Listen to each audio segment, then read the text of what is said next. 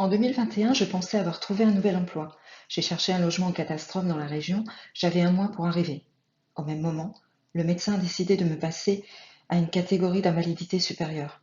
Par conséquent, à mon arrivée, mon futur employeur n'a pas confirmé mon embauche. Au moment de mon changement de résidence, mon dossier CPAM a été perdu. Pendant 3 mois, je n'ai eu ni pension d'invalidité, ni complément prévoyance. Quand vous vous retrouvez dans cette situation, vous faites un choix. Je nourris mon fils. Et les loyers, c'est secondaire. Mais après, il faut tout rattraper parce qu'il n'y a pas que les loyers, il y a l'électricité, l'eau, il y a tout à payer et on ne vous fait pas de cadeaux. En plus, il y avait de gros travaux à faire dans la maison. Lors de l'état des lieux, je ne pouvais pas être présente. Je me suis fait représenter par un huissier. Un constat a été fait avec des demandes de travaux.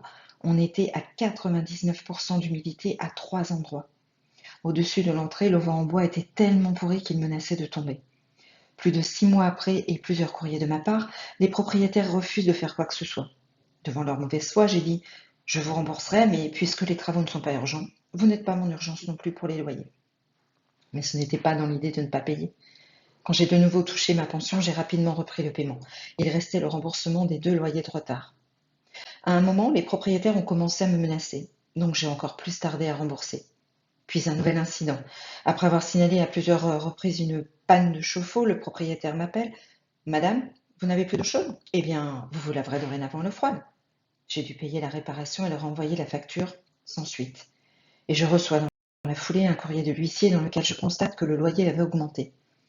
Comme les propriétaires ne m'envoient jamais de quittance de loyer, je n'étais pas au courant.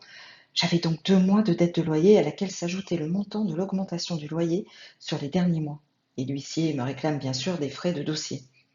J'ai fini par éponger toutes mes dettes de loyer 4 mois après. Mais il y a toujours une audience au tribunal à venir. Les propriétaires me réclament des frais que j'ai déjà payés à l'huissier. Pour les travaux, j'ai fait intervenir l'assistance juridique de mon assurance. J'ai aussi trouvé un avocat pour la procédure d'expulsion et pour demander l'exécution des travaux. La DDTM est venue faire 2 états des lieux. Il y a eu injonction aux propriétaires de faire les travaux qui n'ont malgré cela pas été réalisés dans les délais.